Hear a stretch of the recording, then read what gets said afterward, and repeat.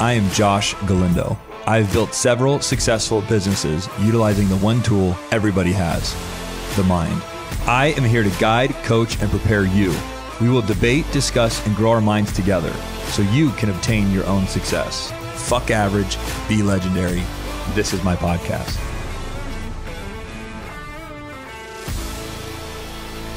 Let's quickly introduce a very special guest. Yes. That I have watched on social media and thought very highly of. I think she's a creative and very good at putting together content. Mm-hmm. And that's how it caught my attention. She is a local Las Vegas real estate agent, a mother, a wife.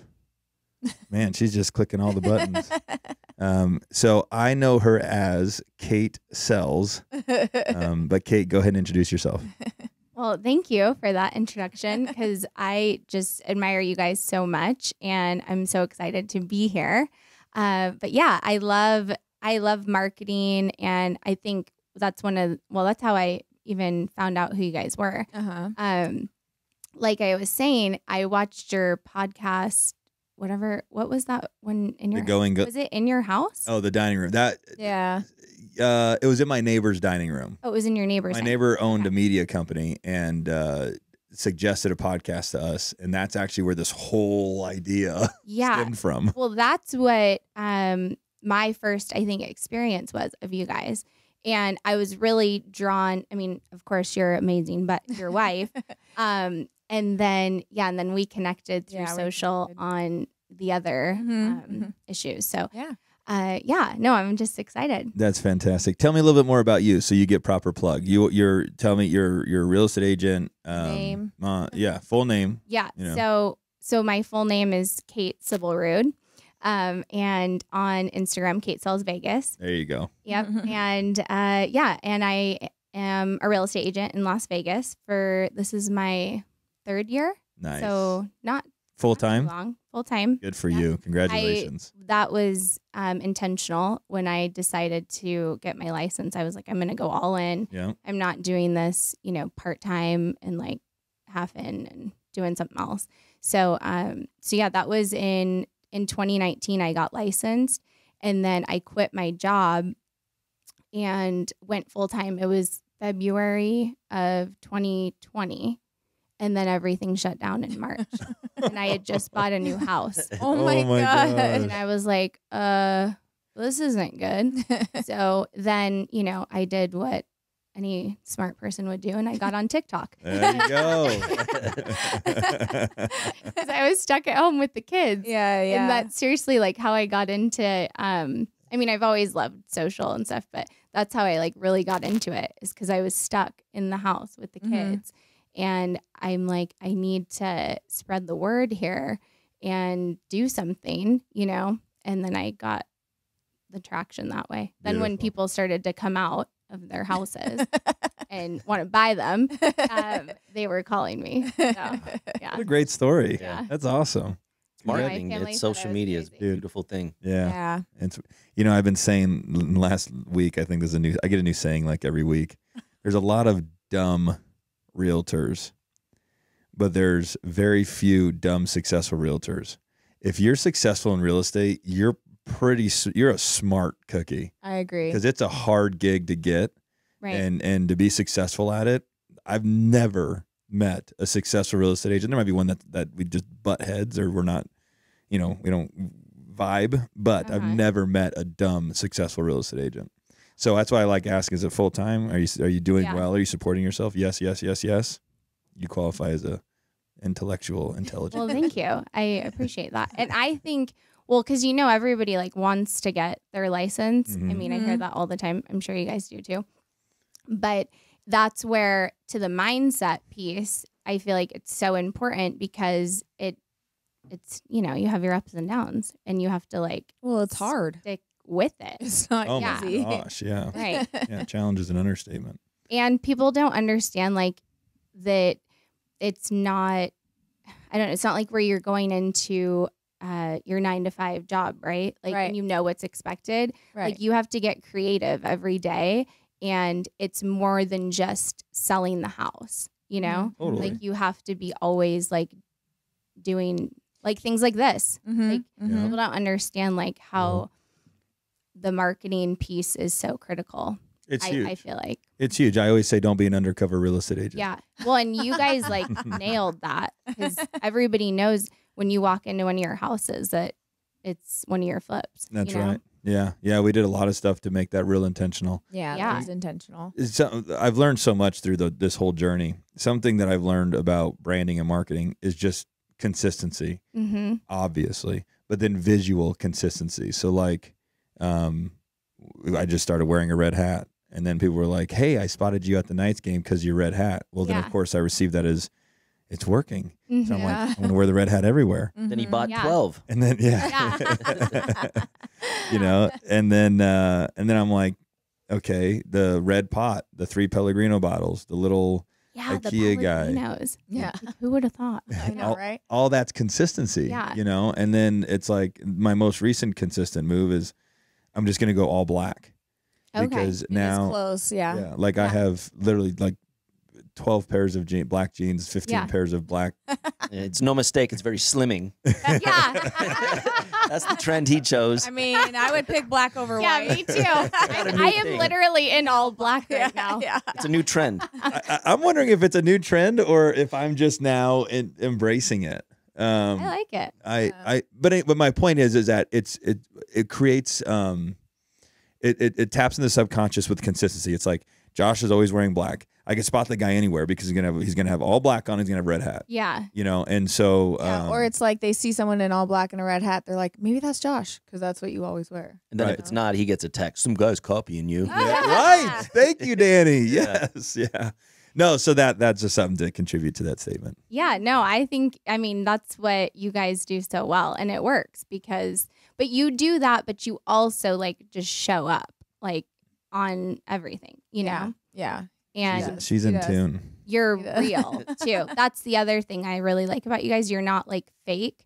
Because you know, I think I told you this the first time I met you in person, is you see people online, like, and you develop these relationships online. On social, and, yeah, on social. And then you meet them in real life and you're like, oh, you're so different. Yeah. You know, like that's not the same experience I have of you online. Like I'm not telling them that, but it's like, oh, okay. So that's maybe just kind of a show, you know, and that's not really who you are. Incredible compliment. So, but you guys are real and you have integrity, you know, which is a really big deal for me. Integrity translates through everything. Yeah. It flows through every decision, everything that you do. So if you live in integrity, then how you're going to show up on social media will be authentic and honest. Right. If you show up on social media as a fraud or fake, then you may say you value integrity, but you're technically violating the value. Right. Just right there. And it's not a good look. I know I won't name any names, but there's an agent in town that's pretty well known. And I had run into this person like when I was out to dinner, and we connected and like we follow each other on social and whatever. And then I was representing a buyer and showed their listing, and I was like, oh, sweet. Like I realized who the listing agent was. Oh, awesome. Like I know them. You're like, I have an in. Yeah. And then I call, no answer. And I called again, no answer. Sent a text. Only corresponded with me through text. And I thought, that's kind of weird. Like when you preach something different, like about relationships, and you know, I'm like, okay, so you're a texting. Cool. Something that I just talked to an agent this morning at LVAC. He was talking about how there's these agents at this high-end brokerage in town that don't respond. He's done a few deals with them, and they just refuse to respond. And I obviously texting is a very powerful tool, and we use it often. Yeah. But it's in addition to the tools. Right. So where I found to have been tremendous value to building my reputation and career was I always took the call. I always took the call. And I always was kind to the realtor. I was always by the rules. We both agreed to the terms under this RPA, and it's my obligation to hold you accountable, and it's your obligation to hold me accountable. But I built relationships over the phone, and the agents that like hide behind an assistant or texting, I think they're doing a disservice to themselves, because think, if my best year, I always brag about it, was 123 flips. That means that I bought 123 homes, sold 123 homes. That's 260 separate real estate agents that I interacted with in a 12-month period.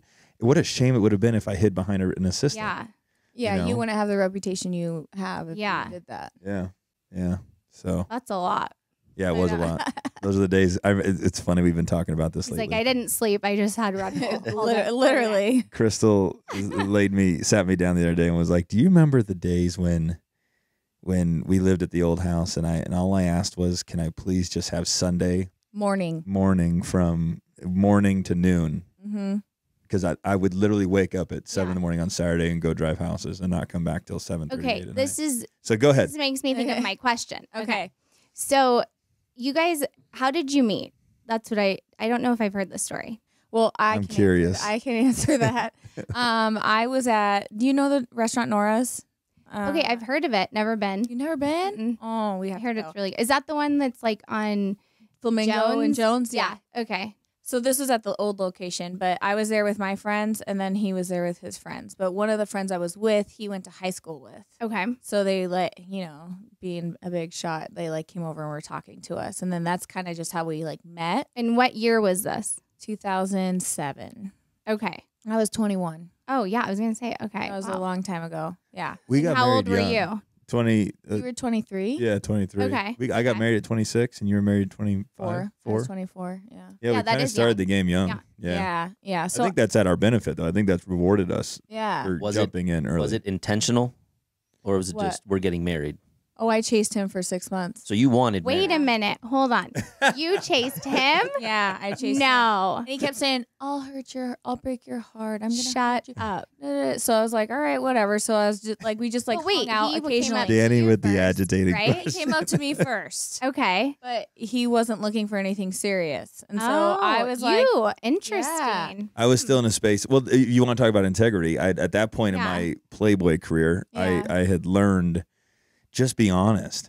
Okay. Because there's no point to, garner all this trust and love and lust and and then, potentially be intimate with the woman and then be like, oh, I was just in it for the sex.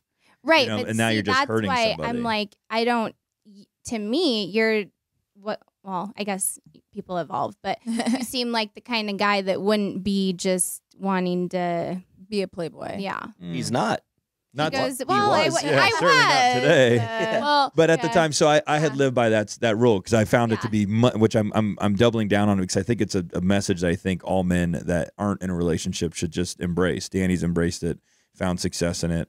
Wait, embrace what? Telling them. Well, Danny's like, in I a just wanna relationship sleep now. With you? Well, just to say, hey, listen, here's the thing. Listen. If you're looking for a long-term relationship at this present moment in my life, that is not what I'm looking for. I'm just looking to sleep with you. If you're looking for fun, if you're looking for anything that comes after that, then I'm your guy. But I don't want that's to lead you hilarious. on or Okay. hurt you or Well, I put you in guess a that's- position where honest. Okay. yeah. Well, and then the girls that know what they want are going to go, this guy is useless because he's not going to align with my goals. And then Yeah. girls that know what they want go, this is perfect because I don't want a boyfriend either. I just got out of a relationship 3 months ago. I'm not trying to get a new one. Except Well- for you, when you were like, no, I don't want to just mess around, but I'm gonna change you. Yeah. Well, to be fair, for like the a first challenge. 6 months of me chasing him, we didn't sleep together. Okay. It wasn't like that. Intentionally. Yes. And he's like, we'll just Obviously, I could have.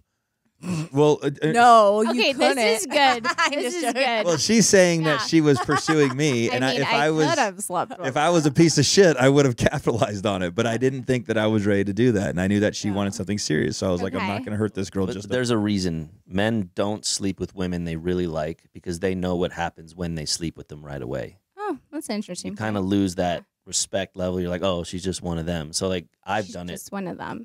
Well, yeah, I've done it where I've really love liked a this. girl, and I'm like, I'm not going to sleep with her, even though I think I can, and I probably can because I know mentally it's going to put her This is so good. with everyone else.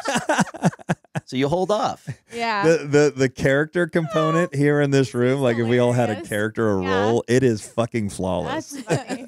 I mean, I could sleep with you, but I really like you, so I'm not. Yeah, going so I'm not going to. As a But I young man, could. Oh, jeez. Yeah, gotta that's stay strong. That's not the pickup line you want to use. No. You just think it. Yeah. Okay. I'm So out of wait. this game, so don't Wait. wrap me into this. No, I am so let's- happily married. I'm in Yeah. love. Well, No, but that's what we got to get to. Yeah. Okay. So you long story chased him for short, I 6 chased him months. for 6 months. We started hanging out more, and he's like, I'm going to keep talking to people. You keep talking to people. Okay. I'm like, okay, cool. So I kept talking to people, and then he saw it in my phone. He didn't like that. And he didn't like I didn't that. like it at all. No. No, and he's like, okay, we're done talking to other people. Yeah. He's like, that backfired. Yeah. So then it was worked out. Yeah. That was, he just got jealous, and then that's how he knew. Yeah. Okay. Yeah. No, I was worried that my big thing that I say around Crystal was when I met her, I knew she was special, and I had said to myself, I was like, I could attempt to reproduce this or duplicate this person, but if I don't, I may never see it again. So to me, Right. it was like not worth the gamble. A lot Yeah. of people in relationships would be like, oh, well, he snores, or oh, he's got a belly, or they pick people to Mhm. pieces, and it's like, but 90% of the package may be perfect, and then now you let that one go, and then you never Yeah. find the 90%. Now you're selling Right, for 70. right. So for me with Crystal, and I've learned this because obviously there's a lot of evolving in the relationship department. Yeah. Feeling as most in love I've ever been in love with my wife. 12 years into our marriage. But for me at that moment, I was like, it's not worth risking. He's like, I got Yeah. 99%. I'm not going to find it. Exactly. Yeah. He loved Why her, would I he fuck loved this her up? poop Wait, too. He Remember loved, that? oh yeah, my top boob. Yes. Wait, what was it? My Ratting your hair? No, Or what do you mean? like the front poof with the bobby pin. It's like, no, Oh, I don't. yeah. No, I have no Yes, clue. I do. no, Yeah. she does. I could hear it. Kay has no clue what that is. Babe. So, okay, but you guys were young, and what were you doing for work at this point in time? I was working valet. I worked 2 valet jobs. Oh, did you really? Uh-huh. I Okay. had 2 actually full-time valet jobs. And then he was Real estate. commercial real estate. Oh, Yeah, okay. at the time, Mhm. that's right.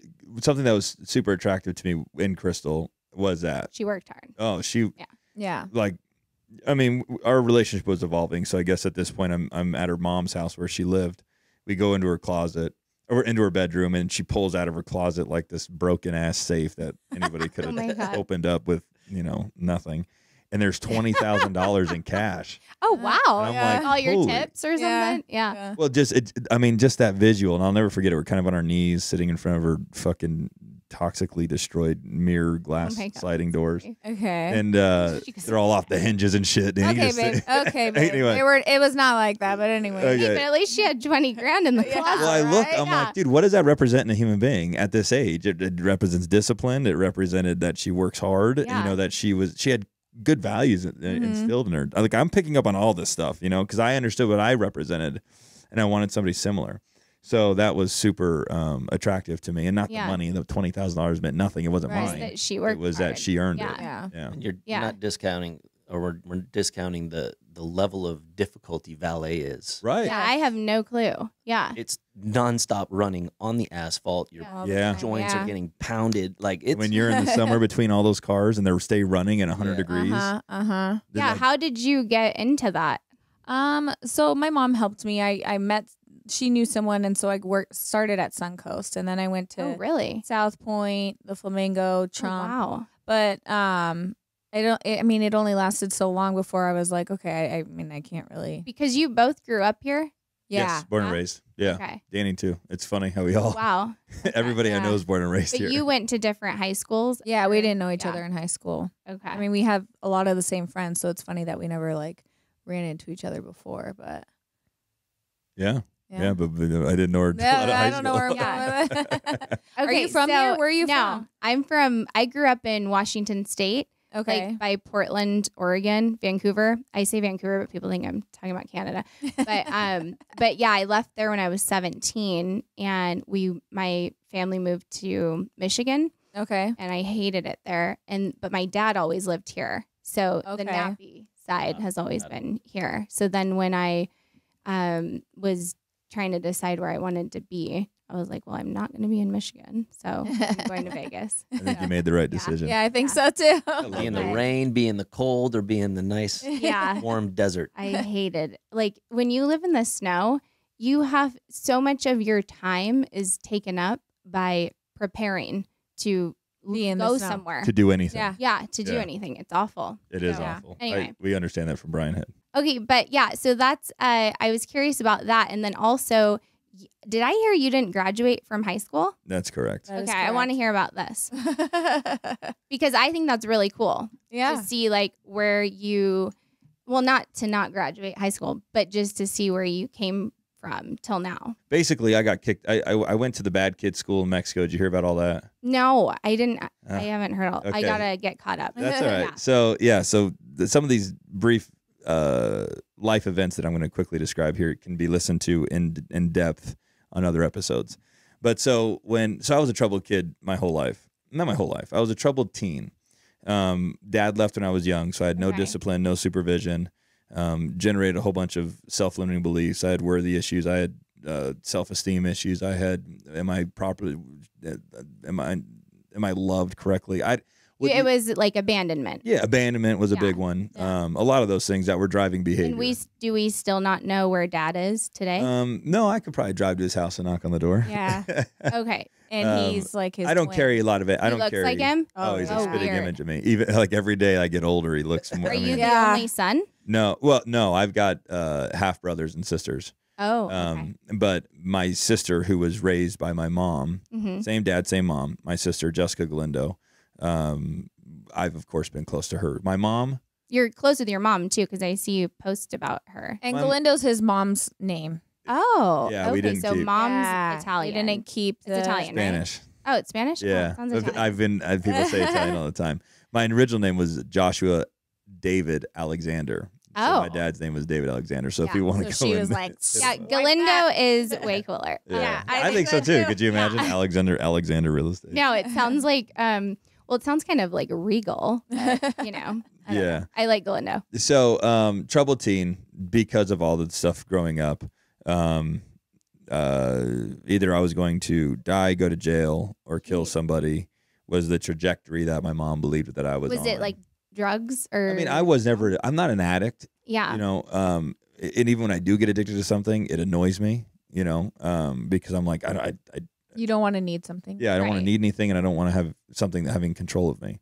But so I've never abused drugs or anything like that. I've done, you know, very light drugs. I've never been a drug. But Because I love. that wasn't the problem. Then The problem was just more you straight were rebellion lost. and breaking the law Okay. and breaking rules and hanging out the wrong crowd and Not you listening. know Danny's Yeah. he's the product. He's a subject of our friend group growing up, and literally Danny and Josh are like the two. Because they went Most successful- They've grown up together. Oh, really? I've known Danny since That's sixth grade. cool. Yeah. So Yeah. Wow. Like Oh, literally, that's neat. I won't even go through the names, but dead, A bunch of your friends. yeah, Yeah. in jail and in and What out high of jail. school was it?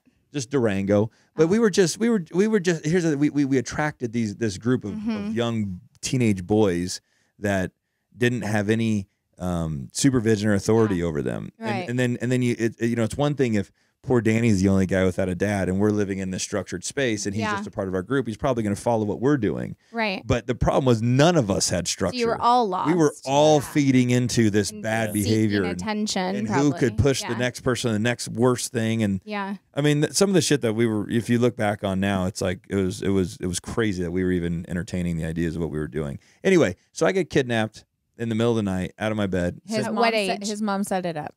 at 16. My mom, I gotta go back and listen to that one. Okay. Yeah, it's a long one. Okay.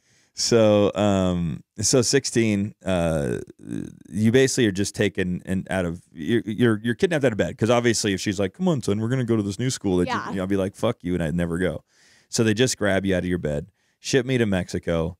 But And- start so she knows his mom had to sign half of his rights as a human being to them. Yeah. Parental rights, like a 51%, Wow. 51-49% parental right agreement, Okay. basically. And then 1% what stayed with my mom. And that was just to get me, have the authority to pull me back. Okay. Yeah. That was what the school told me. Now that I'm an adult and in business, I don't even know if that's logical. Yeah, I know. or real. Yeah. But that's what the school Yeah. told me. So I was in Mexico. And you, sorry, how old were you again? 16. 16. Yeah. Okay. So it was a lockdown facility. When I say lockdown, I couldn't go to the bathroom without permission. I couldn't stand up Like a without permission. prison. I couldn't talk without permission. I couldn't. They shaved your head. Shaved my head. You know, uniform, no watch, no belt, no shoes. Woke up at 6 a.m. Went to bed at 8:45 every night. Not co-ed. It was separated, Yep. right? No girls. Okay. Yeah. So you know, just real. You supervised at night. Supervised in the. You know, there was. You know, you shared a room about this big with 2 bunk beds, maybe 3. And a human would sit right in the middle of the room at night, and watch everybody sleep, make sure no one did anything bad. So you're 100% is like supervision. Prison. Yeah, I called it like a boot camp, rehab, and It's a prison. Yeah. The more you explain, I'm like, I mean, I've never been to prison, but I actually think it was even more structured than prison. Like you didn't walk around just naturally. Prison, you know, you can walk around naturally. Like if I was walking, we were in a straight line, and the lines were so rigidly straight that if you looked at a line, you know, even if I like I'm supposed to stare at the guy's back of the head. If I did one of these, you'd be in trouble. Done. You know, if I put my head down, done.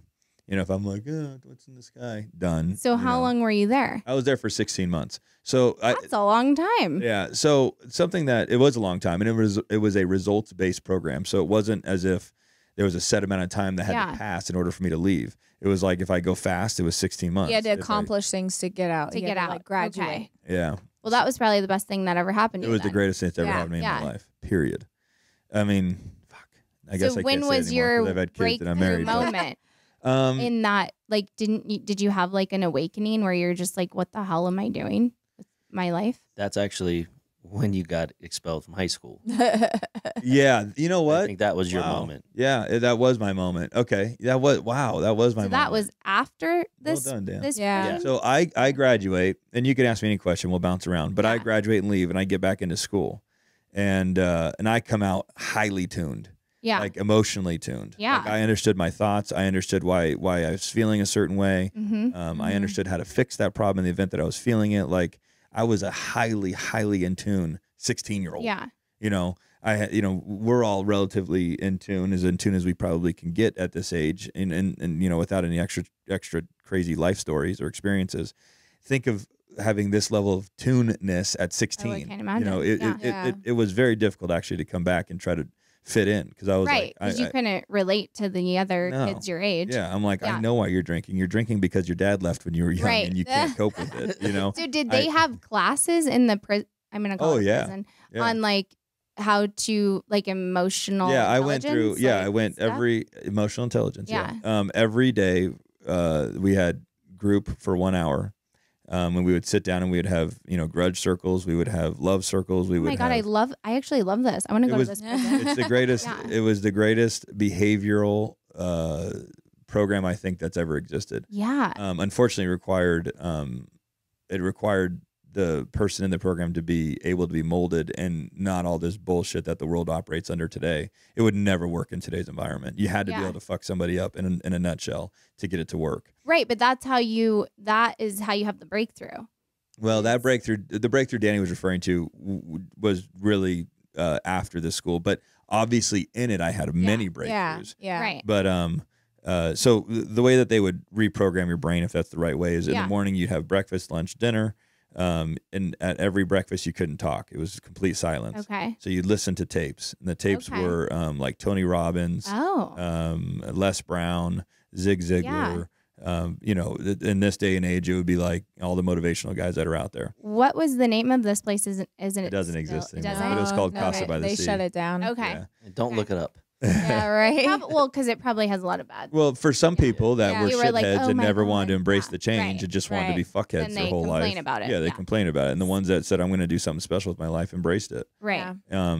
So anyway, so the way that they would reprogram you is you would listen to those tapes three times a day, at each of those eating sessions, and then you'd also have group, and then at night you would do what was called reflections, and reflections was 2 full pages, which was the top left corner, the bottom right corner. Journaling. Yep, exactly. And they forced you to write that much. If you double spaced, if you did anything to fucking manipulate the program, you had to redo it. Yeah. And what it allowed you to do is that you get through all your conscious mind, And then get to the subconscious. and you get to the subconscious, and now you're actually talking with something of value. But you had to reference each one of the tapes and how those were applied to your life. So now you weren't just eating numbingly. You had to pay Right. attention to the tapes, and then you had to journal about it at the end of the night. Yeah. And then every 2 or 3 months, you'd go to a seminar, which is very similar to Psi. Have you heard of Psi? No. You know what? Actually, I think I just saw. What was this for that you were doing? Was that you? Yeah. So, a well, because seminar. I did an emotional intelligence course, that's- and they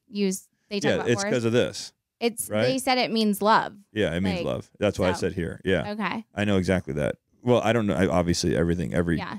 seminar has different stuff. But so think about what you just went through. Did you go through sounds seminars? exactly like this. Okay, imagine yeah. you were 16.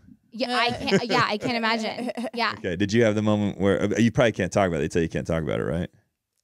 Well, the exercises and whatnot, sure, Well, but like I mean, the overall experience. You don't have yeah. to agree or disagree or relate. But one of the most impactful ones for me was when they gave me a towel and Okay. said for adults, I believe they just put a chair in front of you and said, beat the fuck out of the chair. Oh. But there had to be a physical emotional release in one of Yeah. the stages. And maybe you haven't gotten there yet. If there's We did 5 a lot them. of like screaming. Yeah, the screaming. Yeah. Yeah. Well, they gave us a rolled up towel and Okay. said, beat the fuck out of the ground. Yeah. Boy, was that an emotional experience. But anyway, so that was Mexico. Yeah. Okay, I graduate. Yeah. I'm a tuned up individual. I get out and then go back to high school, and I fucked the whole thing up in a nutshell. Basically, I had gotten so far ahead Mm-hmm. by only focusing on school, because school was 6 days a week in Mexico, that when I got back, I had too much time. 'Cause Yeah. I was doing, what do you call them, the electives and shit like that. Yeah, those types yeah. of classes. Yeah. So I'd go at like 7 and be out at like 10:45. Oh, geez. So from 10:45 till football practice, my brain is not. I need direction at all times. Yeah. I need to be and obsessing. you over had something. too much I had idle too much time. Yeah. Yeah. So and so the way that I get kicked out of school is that I garnered the trust, which is why I believe this is that true moment in my life. I felt guilt. I had a real come to Jesus with Josh Galindo. Yeah. Mhm. And so I had earned the trust of this really sweet teacher. Because I was To her, be your aide. I was her aide. Yeah. Okay. And she loved me. And I deserved it because I was operating from a really great Yeah. space. And then for whatever dumb fucking reason, I go and steal the test results and make a copy of them. I was always money driven. I think this was more about the money than the grade. Okay. I was like, ooh, business opportunity to make money. So I stole the test answers. I went and made a copy of it, and I sold it to all the school. And well, of course, 16-year-old idiots are reselling it. Yeah. So I'm Okay. selling it for 50. Now you've Oh got my the answers. God. You're selling it for 10. So the whole Yeah. fucking school gets the test Yeah. results. And then more so, you have the perfect answers. You don't miss 3, or I know, because you'd be in tune. You would miss 7 and get an 88 on your test, and you would spend 25 minutes doing it. Well, these other fuckheads are doing it in 30 seconds and getting 100%. Yeah. Like they didn't even try to make it look real. Right. Look real. Yeah. Anyway, so I look up from after as I'm taking my test and filling in all my fake answers, and I'm watching these idiots get up in the classroom and turning in their paper too quick. And I'm just like, whatever, I'll just do it my way. At the end of it, there's an essay question that goes, if you were a teacher and you had a student aide that garnered your trust and then violated your trust by stealing the test copies and then dispersing them up. amongst the school, what would you do? And then the question mark. And then the next question was like every single one of your questions that you've answered using Josh Galindo's. I don't remember the exact verbiage, so don't quote me, but in a nutshell, Wow. every single answer every question you answered using Josh Galindo's test is wrong. So you've now failed the test.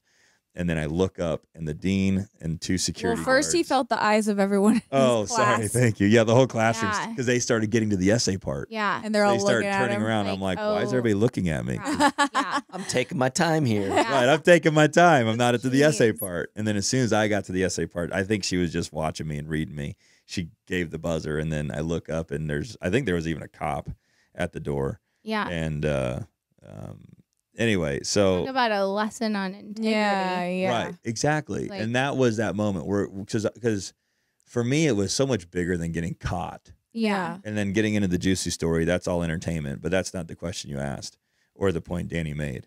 And you can listen to that episode. I hired a fake mom, but don't dive into that. Okay. Go listen to the episode. But the bigger thing is that someone had trusted me Yeah. and trusted me explicitly. And not only did I just let them down, like I fucking crushed them. Yeah. You know what I'm saying? And to me, it was like, okay, my mom, you know, single mom, worked her ass off. The program wasn't free. Yeah. You know, paying my sister to go to college, paying for me to go to Mexico, which that could have been a moment of breaking where she could have said, you know what, Josh fucked himself. I'm pulling him back out. My good daughter deserves to go to college. Right. But instead, she worked harder, focused harder, brought in more money, and kept me there. And then, so my mom gave me a second chance. Life gave me a second chance. And then I go and fuck it all up. Yeah. Like for what? For what? Right. And so that was the moment where I said, from this moment on, I'm going to operate from integrity. Yeah. And then as it built and as that muscle strengthened, it just got easier to do it because I don't have to fucking remember anything. Yeah. You know, I do Yeah, live. it's exhausting trying to be like, live a lie. Live a lie. Right. Yeah. And remember what you said. Yeah. Something that I live by, because I want to be honest, because I'm not perfect, is I always go, I need it to be a win-win. Yeah. And then if it's unable to be a win-win, I look around the room and I say, how many people, let me try to create a scenario where the most amount of people win, if there has to be losers. But if it ever comes down to me or somebody else and only one can win, I win. I always take care of me. Did you have some exercises in that program where they talk about win-win? Oh, yeah. Because we did. Yeah, you'll start picking up as we interact and conversate. You'll start to click that the win-win, taker, giver. And what is the lifeboat? Zig. Zig I Ziglar. did that too. Lifeboat. Zig Ziglar. What does he say? You can have anything you want in life if you help as many other people get what they want. Something like that. Wow, that's funny. I can't actually say that I remember hearing that. I wouldn't be surprised if I had. And it's funny that I kind of how actually you live my life. operate. Yeah, that's how he operates like for sure. you help other people get where they want to go, then you'll get where you want to go. The way that we structure everybody's pay that's intimately close to Galindo Group Flip or my personal businesses is that we identify how much we're each going to make every single January, every single what the December. goal is. What's the goal? Okay. Every single person that works close to me knows what they're going to make within $1 by the end of December for the next year. And then the way that I run the rest of my year is that I focus on just making sure that that person hits their goal, because if they hit their goal, then I automatically hit mine. Right. So now it becomes, now it has nothing to do with me. Right. Yeah. It's not about, I need to make this money. It's just such a self-centered space. Yes. But if I'm like, you need to hit your goal, Kate. Yeah. We agreed that you were going to make $400,000 this year, $300,000, whatever the number is. You're going to hit your goal. And we got to figure out how to get you to hit your goal. Right. And I just start thinking about, what are you not doing to hit your goal? Yeah. And that's where I'm there helping you. This is what I saw in you. This is what you can do better. This is, and then when you hit your goal of 400,000, then by default, I of course have hit mine. Right. I found that to be a really productive way to run our company. Yeah. I think that's Sorry, that was an extremely long-winded answer. And it was just, did you graduate high school? I know. No, I know. That's why I was like, we're not going to run out of any material. So, but okay, to that point, I'm like, okay, I wish I would have known. I guess I should have watched the episode, but about your boot camp or whatever, because that to me is like from as your brokerage, right? And attracting agents. That's like your special sauce, if you will. Like 100%. But you don't necessarily know that. Like the agents I didn't don't know realize that. that? No, I didn't know that. Like, okay, when you post like, hey, come to Galindo Group or whatever, and it's what's the structure? It's how $595, $120 a month, no bullshit. That. Yeah. Right. But I don't know that I'm going to get like a bunch of emotional intelligence training and like yes, you're going to be a good mentor, but you don't really know the breakdown of that.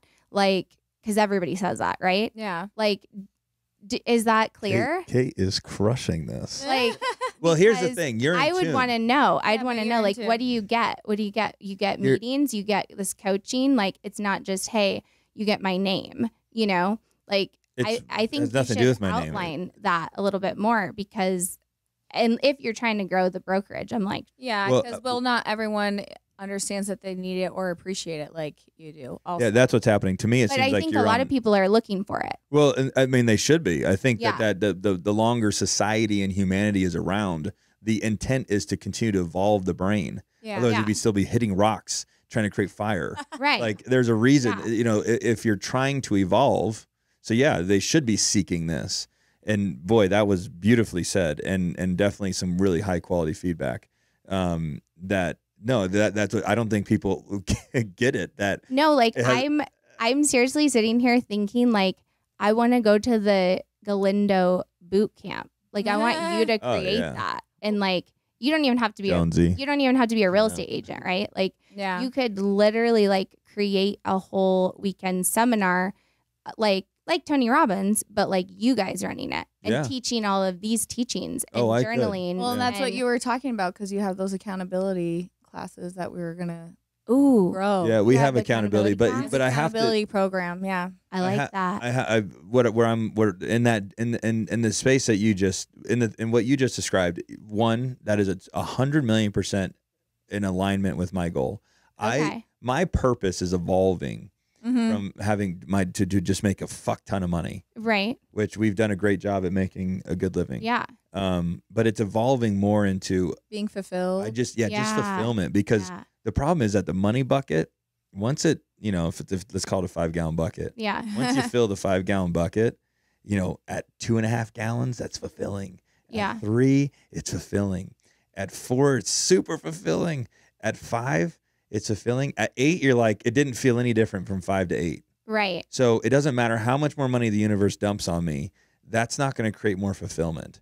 Like I literally have every materialistic item I've ever dreamt of in my entire existence. Yeah. I own and have, and it's not creating more fulfillment. But what is helping people. Right. And so my purpose is evolving. People like the 16-year-old. Oh my gosh. Honestly, if I could take, obviously whoever wants to hear the content can hear it. If it was up to me, I would laser it in. And I think because I'm a boy or a man, that's why I'm saying this. I would laser it in from 16 to 22 men, young men that have no fucking clue what's happening. They're learning how to become relevant on the planet. They're learning their space. They're learning that, they're going from being a young boy to puberty. Yeah. And their brains all fucked up, and and rejection. Yeah. And am I attractive? Am I physically attractive? Am I emotionally? Because I remember how difficult life was. Fucking easy. Picking up rocks and playing in the desert with lizards and turtles. Growing up from 0 to 15, really probably 14. It was like 14 to 17 that life to 22. Right, and that life think was about tough. Like especially what's going on in our world, our country, especially like it's the young boys, right, in that age group that are like struggling. Not to make this about other things, but like shooting up high schools and stuff. And what I always think, like, what happened to them? Yeah, like what made them do that? Yeah, like why are they in so much pain that they have to do that? And I think people, what you're saying is there's a huge opportunity, like in our society, to help those people. Yeah, I'm more fulfilled in that space. I would love to see a young man take my advice and apply it to his life and see his life substantially improve than a 40-year-old guy that just put himself in a fucking idiotic position that I'm trying to reverse. Right. You know what I'm saying? Like, and to know that, like, even if you were dealt like some cards that aren't great, like maybe you have every circumstance going against you, or you don't have a dad, or you don't have money or whatever, like you can turn it around because like you're living proof. Well, and I'd like to be authentic in that space too. Yeah. I grew up upper middle class. There's no argument there, but that's not what that's about. Yeah. You know what I'm saying? My mom, yes, I lived in Spanish Trail. I grew up but it was the track home, 3,400 square foot house. But my mom gave me $20 a week. You know what I'm saying? So well, and to that point, it doesn't matter about the money either. Like you were struggling with your dad. Yeah. Sounds like. Right. So. I just like to be real authentic in that space. But it's for anybody. Yeah. You know what I'm saying? And I don't think this stuff's good for anybody that wants to receive it. Yeah. But you're right. I mean, I'm actually really flattered and excited about what you just said there, is that you don't just get Galindo. Yeah. And that's never been really what we've intentionally sold. It's you get culture. Right. I don't think we've ever defined what the culture is. No, I And I think think- that could be good. And I think that could be good. I Yeah. think what you just said, it's emotional intelligence. Yeah. And some people are craving it, and some are like, no, I operate best in bliss. But some are like, no, I kind of want to push down the iceberg and see what's beneath the waterline. My personal belief is that everybody wants to, like, they just may not know it, but because nobody wants to just like go through the motions of life. You know, I think that's what a lot of people do. But you're just kind of like living though. And that's not fulfilling Well, when you're just getting through each day, yeah, I mean, even if they think it just is. surviving. but they don't Yeah. know. They don't know that. Yeah. It's just like, you know, if you eat sugar all day, your body starts to crave sugar. Yeah. You know, if you delete sugar from your body, then your body doesn't want sugar. The same thing I think is applicable to emotional intelligence. Someone that's never dived into it doesn't get it. They enjoy Right. that blissful space. It's to me, it's the Matrix when they go, do you want to take the red pill or Yeah. the blue pill? The more that we dig into it, as you're doing, and I often do, the more we want more of it because we have an experienced palate. You know, I got to experience skydiving. That was exciting. I want to do it again. Yeah. See, I'm Someone not never ready for sky. that, No, I've never yeah. done it. No. People that never skydived Yeah. are like, I don't want to skydive. I mean, it's no mistakes that when IAmJoshGalindo, we went full speed with it. We Yeah. had an influx of agents come in. Sure. Okay. Yeah. You No, did. really. Oh, it was. Okay. Yeah. If Galindo Group Real Estate's never been a cash cow for us. It's always Yeah. been Right. a really fulfilling opportunity to come and operate and work out of a really cool, special space. Yeah. We have incredible people around here that are fun Yeah. that You make- do. and make it Like, fun to just come the to people work. I've met anyway. Yeah. But yeah, he's not wrong. So I am Josh Galindo. We've had like 25 agents sign up, and That's awesome. and we don't just take anybody either. You Yeah. know, like I want to You be have around. to fit the culture. Yeah. Right. You can't. Well, Yeah. and it's not just about collecting Right. No, that. we don't believe in that. Yeah. We don't need that. But the other thing that's fun about the culture play is it scrubs itself.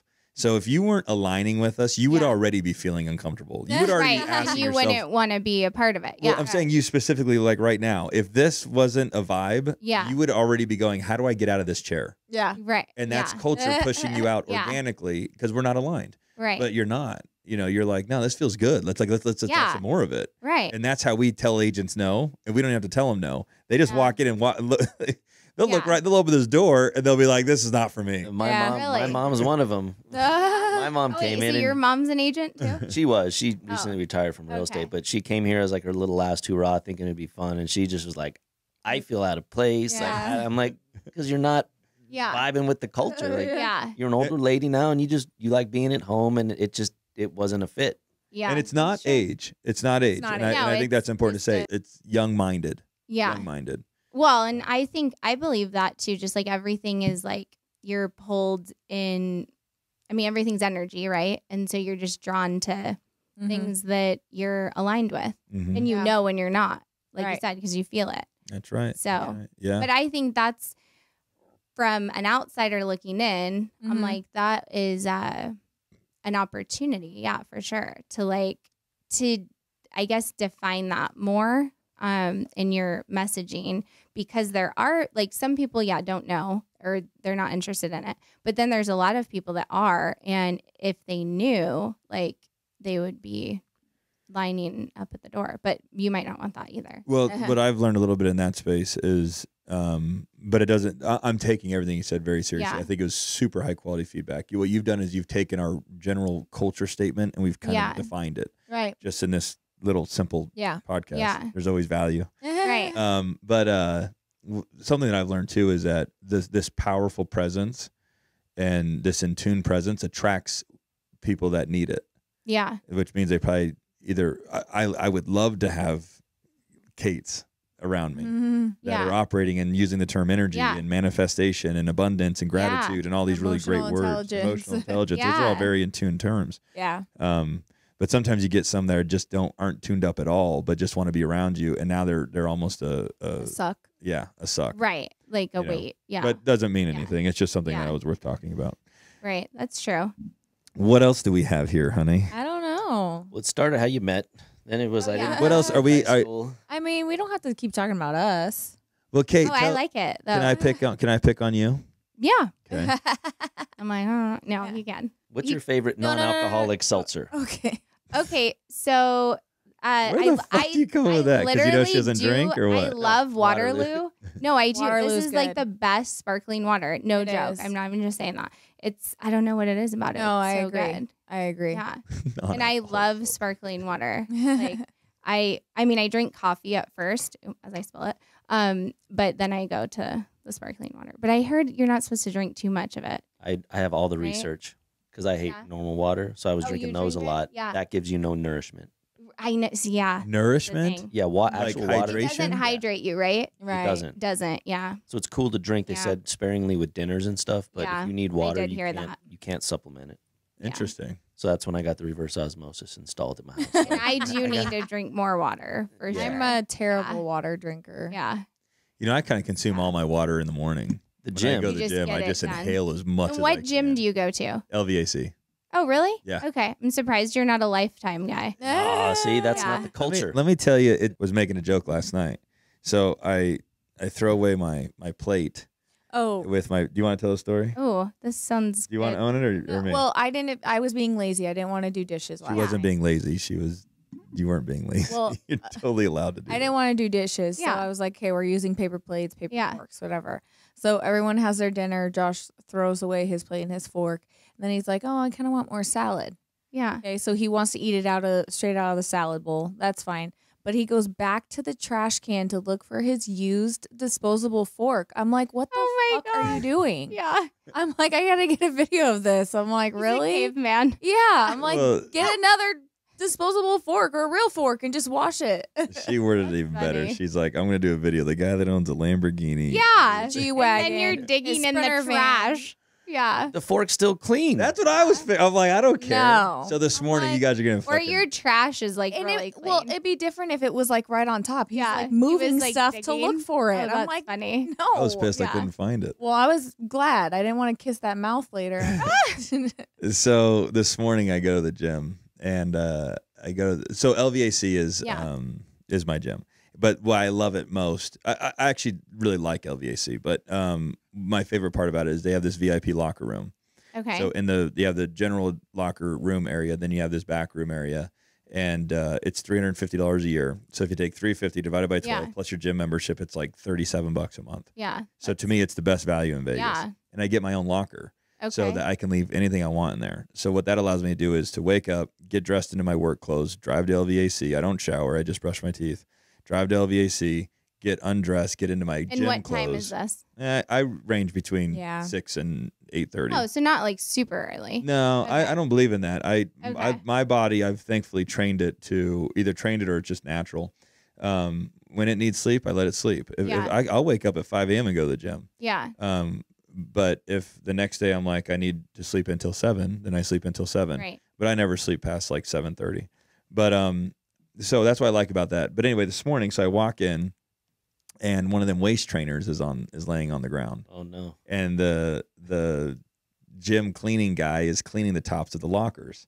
So people do dumb shit. They throw fucking deodorant up there. They throw shoes up there. They throw all my kinds of God. dumb shit on top of the lockers.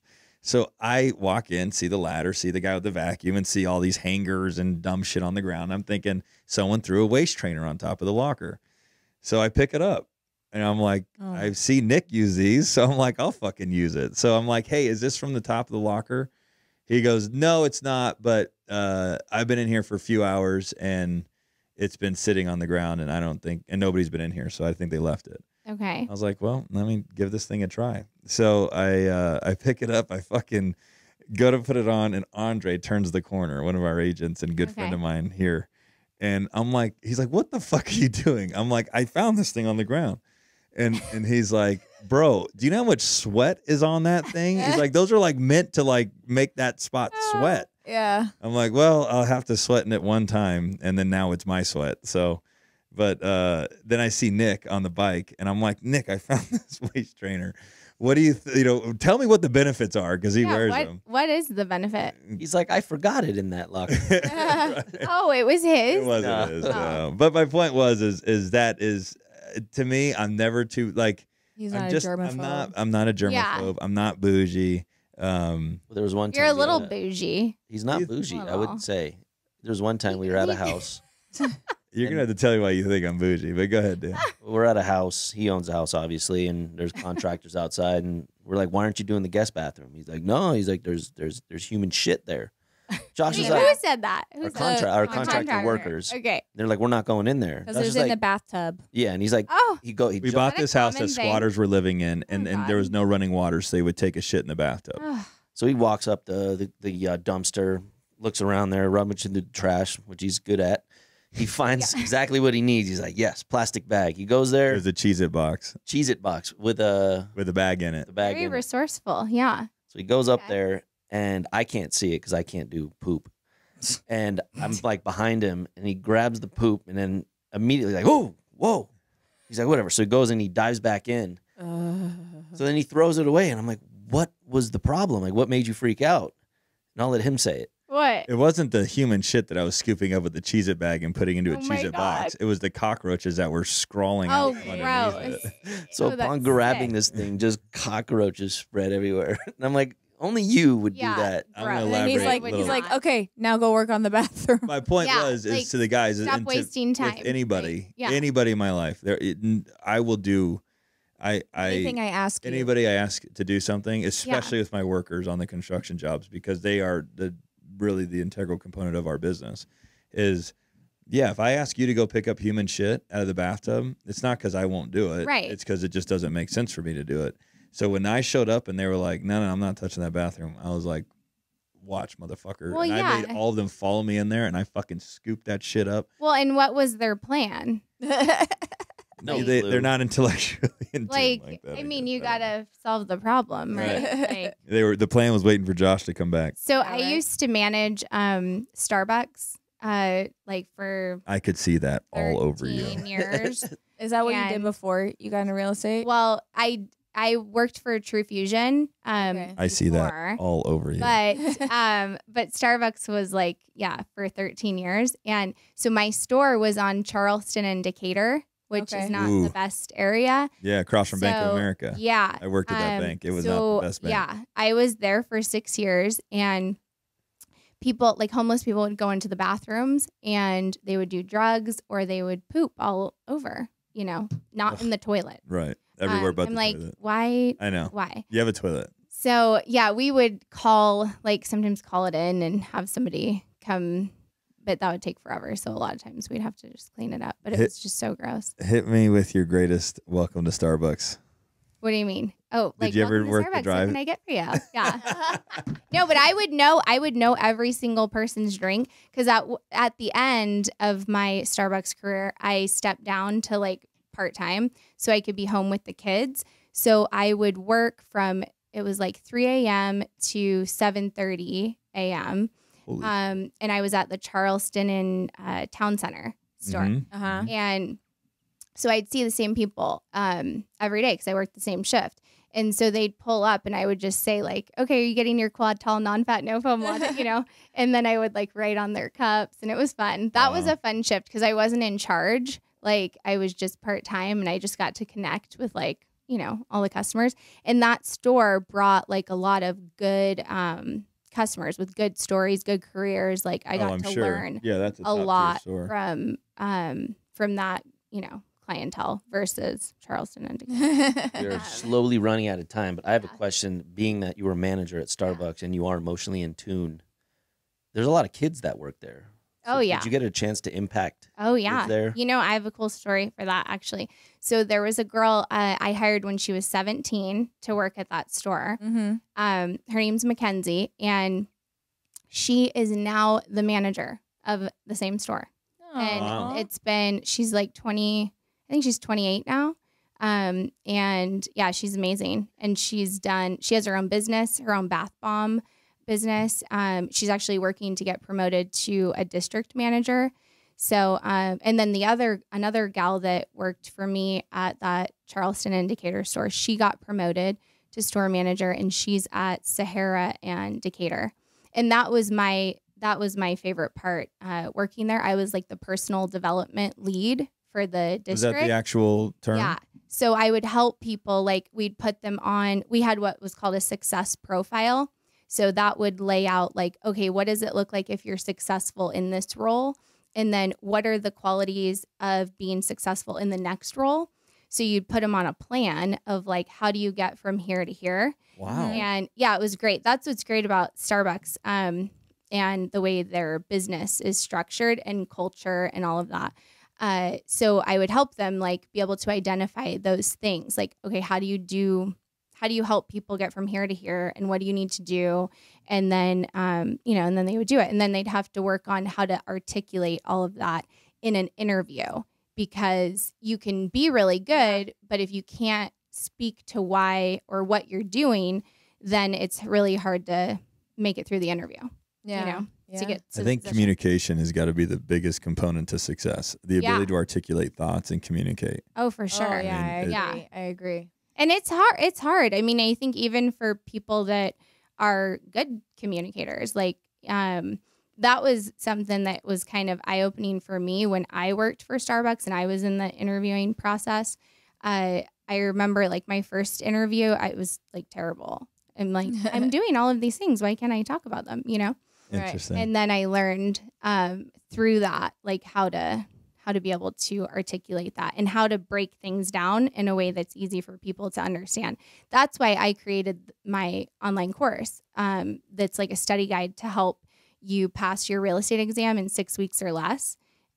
Because I would get that question all the time. I didn't even know you did that. Yeah, where was that? This is You good. snuck that plug in there, feedback Dan. for me. I'm like, okay, I'm giving you feedback. I'm like, okay, the fact that you don't know that is like my marketing's It's feedback. off. It's feedback. Yeah. No, you know what? I actually did know that you had a course. I just don't think I realized it was What it real was estate for. related, which is still Yeah. feedback. Yeah. But did you do a social media course? I did that too. Okay. Yeah. Yeah. That's like more of a mini course, but yeah, just like how to, it's called Reels Made Easy. So just That's cool. how to simplify that. Cause everyone always says this. I'm sure you hear this too. Like, I don't have time. I don't have time to make reels like you, or I don't have time to be on social media. Like, yes, you do have time, and Right. it doesn't have to take the entire day. Like, just, you're overthinking it. Yeah. Yeah. So, What I love about that is, let me see your phone. Swipe down, type in screen time, and be like, yeah, Right. for real. Yeah. Yeah. you have time. It's right Yeah. there. Right. Well, a lot of people act like it's like, oh, that's not like important, or I'm Oh, I think so. doing bigger things or something, like, but you're not. Like, If I would have understood here's what I think. It's kind of sad that social media has allowed themselves to be sold this way. The consumer of social media has created a complex around it that it's FOMO and entertainment. yeah. So the whole time you're swiping, it's FOMO, entertainment, FOMO, entertainment. As I've actually, and I'm owning that I was in that space. I didn't really operate in the FOMO space because I played on Instagram. But Facebook, if you want FOMO, Facebook's the platform to get it. Okay. So to me, I immediately deleted Facebook when I realized, because being conscious and in tune, Yeah. I realized that was what I was experiencing when I was on it. Anyway, so FOMO, entertainment. Okay. When I learned that, when we've embraced the social media game sincerely, and I'm using all of the proper tools that this platform has put in place to actually connect with other human beings and interact on a positive level, I'm like, man, if they would have just taught, hey, let me teach you how to use social media correctly. Right. It's not just FOMO and entertainment. Like, you can literally message random people, you stay in contact, and when you see them, it feels like you haven't seen them in a while. It feels real good. It's kind of weird. You're describing Facebook original. Really? Yeah. When it first came out, it was literally a way to connect with your friends and family. Well, it Right. was like college, though. Well, for me personally, I remember it was just my family. I was linking up with family I remember from Ohio. being pissed. I was like, I can't get on there because I wasn't in college. Oh. I'm like, okay, I guess the I'll be on original. MySpace. Like, Oh, I had FOMO. I was like, because I can't I get on had there. FOMO. Like, rude. Well, they've created this. Think of at the like most deepest instinctual level of our existence is that we are most productive and safe in packs. Yeah. Right. And then Well, they've we need created- connection. Yeah. They've created this device that triggers that chord in us, that you're sitting on the couch and you're looking at 5 of your fellow pack animals interacting without you. Right. It has created, and then what you do to try to solve that anxious energy Uh-huh. is when you have an opportunity to take a photo with your pack animals, Yeah. you immediately do it. And it's just two species going back and forth, which is fueling the platform. And the platform's like, this is perfect. We've literally tapped into this Yeah. instinctual desire of these two different species to compete. And we get to sit back and watch them fill our platform with content. Right. And we win. But Please continue. It's also like it's that, but also collaborative too. Like, and because I think just like how you're talking about living life, like we need to look at social media through a different lens and not make it like so competitive or so much about what do they call it, where you're like comparing yourself to everyone. You know, like I feel like there's like this unhealthy like messaging about it, and then if you're on it, then people, oh, it's not good for you. But why is it not good for you? Because that's what you believe it's not good for you. Like for me, I believe it is good for me. Like when I had that scare with the breast cancer, and I saw your story, like if you didn't post that on there, I would have never known that you were going through that, and I would have never reached out to you. But because of that, I reached out to you, and you helped me to like make me feel like less scared and to know what to ask. And to me, that's like the power of that platform is like, I feel like social should be more inclusive, and you use it to help other people. Yeah. And you got people praying for you. And absolutely. Yes, and that's for sure. the power of like the connection piece. And it doesn't have to be a comparison tool. And it can be where, wow, okay, I really like, that's how I look at you guys too. Like, I really admire you. Like, I want to follow everything you're doing so that I can be better and I can get, you know, ideas and tips and inspiration, you know, instead of it being like, oh, well, I only have an Acura. Like, no, like I'm going to follow you so I can learn how to get the Lamborghini. Yeah. You know? We have a video coming on how to purchase one. Oh, see, there you go. So I like to always ensure that we've added as much value as we could and or received as much value as we can. So I would say, honey, do you have any questions for Kate? And or Kate, do you have any real bullet point questions? Because it's easy to get caught in the good conversation, which is what we just did. But I want to make sure that we don't leave and go, fuck, I wish I would have asked that. Oh, I'm probably going to do that. Well, is there something that we can... They'll just keep coming up. But no, my main question coming in was about how you guys met and then you not graduating, because I thought I had heard that. And then I guess my final question would be, because going back to like you two and how you met and then what you've built together, is because I think that that's really hard to be like super aligned as a couple, because I think a lot of people will grow and evolve at different paces. Yes. And so was there like a moment in time throughout your relationship where you had like, maybe it was like hard or, you know, difficult to feel aligned? And then how did you like overcome that? And how did you guys become stronger, like to where you're at now? That's a spectacular question. I know. That's a killer question. What do you, I think that, and here's why it's a great question, is it's totally applicable. Right. So you fire away with your point of view. I mean, I think my point of view is that like, I don't know if we were ever like directly aligned. I think we just knew like as a whole, we wanted our relationship to grow to and be in business to be. I don't know if we were necessarily aligned, but we both knew our roles. I think that was. So I guess what was that? So I was basically the ultimate support staff is what I feel like. Like, yeah, I was the hype man. Like, go get him. Cause he's the doer and the executor. But I feel like you can't just execute it blindly. Like you need someone being like, yeah, that's a good idea. Yeah. Like you need to collaborate. So I for me, I think it was just what made us so successful is that we were not necessarily, we were just aligned in what we wanted as the end game, but we knew our roles. And like your end game was always what? Just to like, to flip houses, or like what was it? Or just to make a certain amount of money, or to... Well, and I guess end game's not actually the correct term to use, because it's like it's always going to grow and be different. It's not we're never going to make it and be like we made it, because it's like we're always going to want more.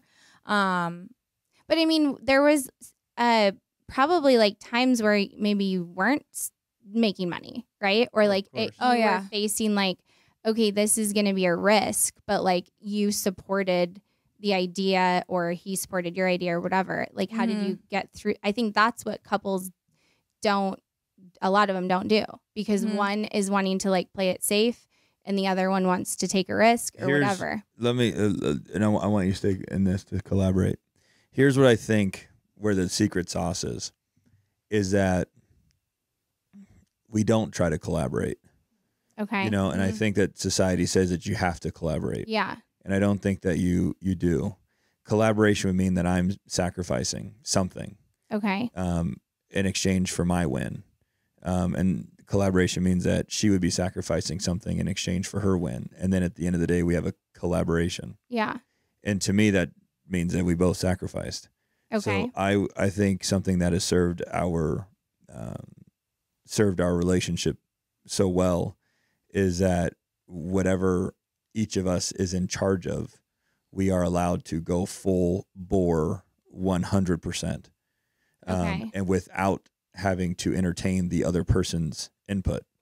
You know, like when it comes to the kids and school and all of the accounting, and because I don't know if you know, but Crystal runs like every fucking dollar that goes through 5 companies. We have 27 bank accounts. Yeah. 27 bank and accounts. you manage all of that.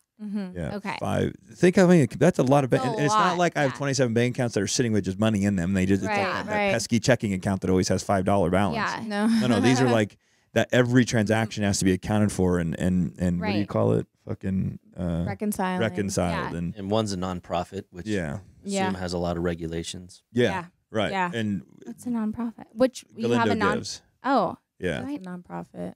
Did I know that? That's what you donated towards Me? when you came to give gifts. Oh my god. Yeah. That one's real relevant Okay. around that time of year, but we'd like to grow it into something bigger and more special. But the point is that if you really were to break down all of Crystal's duties, you know, reconciling every bank account, understanding where the money is going, making sure that every mortgage is paid, every bank, every car payment's paid, that all of the things are paid, and then you break down my role, which is to not be bogged down with that shit, because that is very taxing on the mind. Oh my god. I'm a big believer that if whoever is the stronger mentally stronger person in the relationship that can take on that burden, then give it to that person. Okay. And then hopefully that alleviates any of that. Like when I go out there and think big and bold and strong and powerful, I don't go, well, fuck, I got to have enough money to pay the mortgage. Yeah. I don't even think about the mortgage. 'Cause I haven't paid the mortgage in fucking 10 years. Yeah. I haven't paid one bill in 10 years. I go to the ATM or the credit card machine or whatever it is. I swipe my card and I get what I want. Right. So it keeps this mind in a very abundant space. But so if you were to take all of the things that I'm in charge of, which is ensuring that the family continues to grow in a very healthy, positive way, and then so my list and Crystal's list, there's very little critiquing or collaborating between the two lists. Crystal's 100% her direction. I'm 100% my direction. But And you're then- both performing, which makes it work. But I think, okay, so I got your second question. Your second, or I think I understood your second, an additional answer that you're seeking is alignment. Okay, so there's a driven person and there's maybe a not so driven person. In my opinion, it is my duty to, because if I was okay collaborating with Crystal and tampering my ambitions to make her feel better about her reality, then I would be doing the family a disjustice. Instead, I literally consider it, and I only am considering her input to see if it's applicable, meaning will it make this journey better? And if it doesn't make the journey better, I completely ignore it. So I don't mind getting your input, but just be prepared to have it be ignored in the event that I don't find it to be more beneficial to the path. And does that go over well? There's times when she doesn't like it. Sometimes. Yeah. No, but it's, well, because I feel like, most people, like you guys have this figured out, right? But most couples, or for the most part, but especially ones that are trying to that haven't reached the success yet, right? Like they have the big dream, or one of them does. But there's trust that has to be built in that space. I have built trust that Crystal can trust me. Yeah. So that, yes, maybe that's obviously my track record's pretty good. So now I can go, hey, Bev, I'm going to spend 15 grand on a podcast room. Yeah. And she's not like, oh, fuck. Not that I intended to come in here and spend that, but that's what's ended up happening. But she just knows that whatever I put my mind to, it will monetize and I will eventually win. So she knows that now. But she knows that now. Early days where you just that was tough. She was a little bit. I think you need to elaborate a little bit deeper, Bev. You were not always go get him. You were. It was scary for you, which is totally fair. That's normal, and real. right? Yeah. But it was not. You were always supportive, but it scared the shit out of you. Oh, well, yeah. Yeah. I mean, for example, like when we were living in Mountain's Edge and he wanted to move to Summerlin, he was like, hey, I found this house, like, blah, blah, blah. He took me to it. I'm like, it's too much. Like, I don't really want to do it. And then I was like on my way to work. He's like, no, we're doing it. And I'm like, what? Like, no, I broke out into hives at work and I had to go home. You were freaking out. Yeah. I had to go That's home. a true They're story. like, you got hives. I'm like, I'm so stressed. Yeah. But then it worked out. But then it worked out. So. Yeah. And that's my point about being a bulldozer. I had to go, no, fuck you, we're moving. Yeah. And I had to be okay. But here's the thing. Now that sounds, oh, Josh, that's real arrogant or real strong. Yeah, well, I just signed up for the good. I get the pat on the back if this goes well. Right. But I also get fucking smoked and I have to take on the burden if it doesn't. That's true. And I actually like that type of pressure because I don't like getting punched. Yeah. So before the world is able to punch me, you better believe I have exercised every scenario possible to prevent that punch. Mm-hmm. So 99% of the time I win.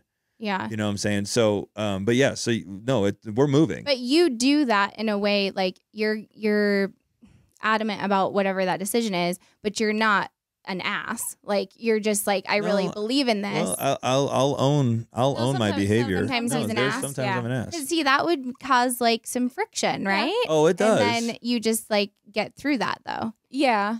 Okay. Yeah. Yeah. That's what happens. That's it. You just get through it. Yeah. Okay. Well, it's part of the gig, you know, and that's growth. Growth isn't meant to be comfortable. Like real. Like if it was comfortable, then everybody would keep growing. Yeah. Right. You know what I'm saying? But you know, you have to be willing. That's something that the thing is I have to, there's things that I had to get comfortable doing repetitively. And there's things that Crystal had to get comfortable doing repetitively. And for one of the things is being comfortable getting uncomfortable. Yeah. And then Crystal had to get comfortable knowing that Josh was comfortable in uncomfortable situations. Right. So we've both, but I've won. That's the key thing here is I win. And all I have to do is win a few times. And then Crystal's like, that tastes fucking good. Because you probably don't have that as much anymore then, like where you freak out, or does it still happen? Because now it's just on a larger scale. Well, it happens. It's always going to happen. Yeah. It's always going to happen. The second that I don't scare Crystal, then I'm not pushing hard enough. That's true. I mean, you don't think that spending, what, 230, 330 plus 75,000, that's 330, that's 400,000, 550, almost $600,000 in cars in the last 6 months. Well, 6 months, 3 months. 3 months. Yeah. That. Well, what about your first 3 rentals ever? Yeah. Right. But I know. But see, I've made proper decisions, and Crystal knows every single thing about our finances. Right. Because she does all of that part. Yeah. Right? I mean, okay. There's 2 things I want to say. One, I think that I need to be accountable that I am kind of stubborn. So sometimes he comes with stuff I'm like, I'm uncomfortable. And sometimes it takes him just to be like, no, this is happening for me to be more open-minded, to be like, okay, I do see the positive things that could come. See, that's from that. value, honey. Get into that part. Okay. Yeah. It is. They need to hear that. Yeah, that's what I want to know, because I'm like, this is... Sometimes I'm forced into it, and then I'm like, okay, I can be more open-minded and see this, whatever. But I also do think that, to toot my own horn, if I was like him, where we're both like, fuck it, let's do it, blah, blah, that wouldn't be good. I don't think that'd be good either. Sometimes my reservation is good because it keeps him more balanced. It does. There's so many times that we're vibing in a meeting, and I go, talk about a huge compliment coming. I go, stop. I need Crystal here. Yeah. And because I know that I will blaze down that road, and Crystal will go, stop, Josh, no. No. Okay. And then I'm like, oh, okay, let me sober back up a little bit. Right. So it's not like every time you're just like, this is what I'm doing. You do consider. I don't think it's not going to articulate smoothly what we're describing here. Right. But But it just works. no, but I think it's really important to just be intentional in what I say here. Without Crystal, this formula doesn't work. Yeah. So that's the simple way to now she may not get all the glory where she's like, oh, I thought of going and buying rentals. I thought of going and buying nice cars. I thought of building Galindo Group Real Estate. But there's some weird thing that she's ingrained in the fabric of all of those ambitious ideas that allows it to come to fruition. Yeah. So yeah, I may not listen to her input on every single thing, but that would be unhealthy to do that. That would mean that I'm questioning myself. Yeah. I'm questioning myself that I shouldn't be putting my family in positions like that. Well, and I'm sure she has things she Yeah. doesn't probably take all of Yeah. your I'm like, input on okay, it too, thank you. or No, whatever. that's the Yeah. point I'm trying to make is that in her space, Yeah. there's no room for Josh's opinion. Yeah. There really isn't. Mm-mm. And here's the thing. I understand that. Yeah. I am comfortable with myself knowing Yeah. that a woman, if you want to go down that route for these big, tough men out there that are listening, that a woman can own and control something flawlessly as well. Yeah. Mm-hmm. And so instead of me feeling insecure that that's happening, I'm so comfortable with myself and I have so much trust and faith because of proven behavior over time, trust, that I allow her to, I don't allow her, she is allowed, whatever the right word is, to do her thing. Yeah. And I don't interfere.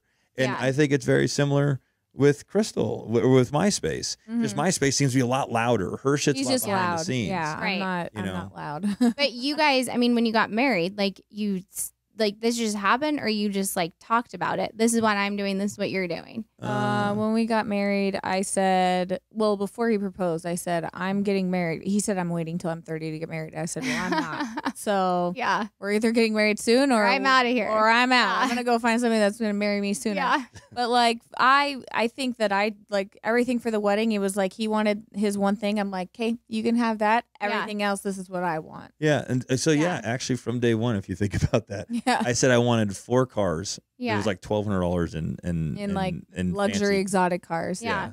And then Just 'cause she you got like everything else. those? Well, me and my groomsmen drove around And then pulled before up to the wedding and then and pulled Okay. up in like a Lamborghini and a Viper and a Well, Prowler. he had to have a good show. Very That loud. was exactly it. Very I wanted loud. something special. And then after that, I was like, I don't care what you Yeah. want. So yeah, there's a good argument there that whatever I'm okay releasing, she'll take complete control of, and whatever she knows that I'm real passionate about, Yeah. she kind of releases and lets me take control Yeah. of. I mean, I think that's like, this could be like a whole nother podcast, like, because what's the number one reason people like don't work out or marriages fail? I think it's finances and stuff. So like the fact that you guys are like, you have a good balance there, is pretty huge, I think. Yeah. I think, I think finances. I think, in my opinion, I think intimacy. We'll just call it as sex. Sex and money are like Yeah. the deal breakers. And I think both of those things begin to be sacrificed when two people are not brave enough to be comfortable and getting uncomfortable. Yeah. You know what I'm saying? Like someone, there's been many times where Crystal, I know in Crystal's core, and you're welcome to correct me any moment here, she wants to physically satisfy me in any way that she's capable of doing it. So if I'm ever going like, hey, babe, I don't feel like we're having enough sex, to her, she's like, oh my gosh, I didn't even realize that. Oh my God, she's so sweet. You know, and She's but, even better than I thought. you know, but I want that. I want that for you. I'm sorry. Let we'll work on that, or we'll talk it out. Now, if I would have kept that inside, now I'm building resentment. Yeah. I'm taking it out on, the car's dirty, but really I'm pissed because I'm not getting any side action. You know, Maybe it's the way you said it too. Yeah. Because Oh, it's all in the delivery. yeah. yeah, that's not For so- sure. and Yeah. I'll own that too. Here's the thing: she's a special human, and I'm a special human, and we fucking know it. So Yeah. that- No, so I mean, I think, the universe really helped you guys out. And, you don't have to work at it as hard as maybe some other people because No, you're I just think a we good do. balance. But I think she does. okay. I think she does. Honestly, well, it takes work. So you got to think what Yeah. we've been through. We've got 4 kids, 4 I C-sections, know, that's what I'm 5 saying. houses, I'm like, 5 how do you businesses, get through 80 all rental this? properties, breast Yeah. cancer, 16 rounds of chemotherapy, 25 rounds of radiation, a double mastectomy, fucking expanders for 8 months. You know, people that don't like us, then like us. Yeah. You know, yeah, we've built that's the other thing, is that we have a lot of practice at learning how to be special, because we're always putting ourselves in special situations. Together, you know. Oh yeah, Chris. Yeah. Well, that's the other thing. I vocalized this at dinner the other night. The reason I'm allowing this to go so long is because this is the good quality shit right here. And if we have to cut out some of that other stuff, we will. But I looked at Crystal. I made this pact with Crystal when her brother and I were in business and it didn't work. Talk about a family riff. You know, you want to fucking have some. You want to put you want to test a marriage. Do that and have her whole family take his side. You know, that was tough. Yeah. So what we learned through that was that we made a commitment to each other. I am going to do everything in my power to make sure that you are happy, and you have my unconditional commitment to you. Yeah. Okay. And I want that same commitment back. Sure. And what that meant was, it seemed cliche, right? But what it meant is that if your mom is talking bad about me, you will shut it down. Right. And if my mom is talking bad about you, I will shut it down, because I have seen so many marriages have a divide because some fucking in-law injects, and it's not my obligation to shut her mom down. You want to talk about a fight? Yeah. Right. Okay, let's go. You know, it's not her obligation to shut my mom down. Right. Talk about a fight. Yeah. You know what I'm saying? But it's mine. And so I have to be brave enough to look at my mom and go, stop. Right. Stop. We're not playing that. Yeah. Just have each other's back. And then you only have to do it 1 or 2 times, and the person gets it. It's that moment when you're not brave enough and you allow it to happen 10 times, 20 times. Now she's building resentment, and you're empowering the person that thinks that they can get away with it. Yes. So that has been, and the basis of that point is that if Crystal and I are 100%, then we can be 100% for our kids. Yeah. Right. We could be 100% for each other. We could be 100% for our families. Yeah. So that, to me, I think is something that is very conscious that we both practice. Like, she needs to make sure that I'm happy. I need to make sure that she's happy. And then we focus on the kids. Right. She doesn't make her whole life about the kids, even though it pretty much is. And I don't make my whole life about the kids. It's like, no, we make it about each other, and then we express love to the child. Yeah. I think they even say, I saw this like pyramid thing online. I printed it and put it on my fridge. Well, it's not on there anymore, but anyway, it's like, says like God, I think, and then like your marriage, and then the kids, and then work, and like it's like gives you the priority list or whatever. And I think that's really true. You know, how many women totally true. I mean, if we're in some sort of an argument or a disagreement, and I'm like frustrated, it definitely gets taken out on the kids. Yeah. So it's like, if we're doing great, then you know, they get away with more because right. No, I mean, I think that's like, it sounds, I don't know, this is like all the hard stuff in life right here, and like marriage. Yeah. Right. Is how do you work through those things, and then work together. Like, you literally work together. Yeah, but we don't interact very often. Oh, you don't? Day. And I think it's important to tell people that. Okay. They often are like, how do you guys work together? Then go home. Yeah. Nah, I'm hanging out with him most of the day. Yeah. And then you just have clearly defined roles. So exactly. You know. Right. Yeah. I'm not trying to micromanage. I don't even think Josh wants to go in that room. I don't. Wait, in what room? In my office. Oh. No, that room at home I want to go into. No, it's true. And he expresses that when he's not in it enough. Yeah. No, this is good. I think you need another, you need like a podcast on just marriage. I know, right? Yeah. Honestly, I think we could do another podcast that, because you seem, she seemed pretty strong in her, in her, I don't know, it felt really good. Yeah. I love this. Like, we could probably rile each other up pretty good. Absolutely. Yeah, now that we got out of the way, like the getting to know. Yeah. Right. Like, yeah. Right. Oh yeah. There could be, I mean, I have more questions, but I don't want to be here all day. You guys have houses to flip, you know. Yes, we do. Yeah. Right. Well, then, let's wrap it up with that. Kate, thank you so much for being an amazing guest. Thank you for being Thank you. What a here. treat. Thank you. Yeah. Jonesy, can we get a little fun with the buttons? Okay, so you were an amazing guest. Thank you. Oh, I love it. The crowd loves it, Yes. but we gotta go.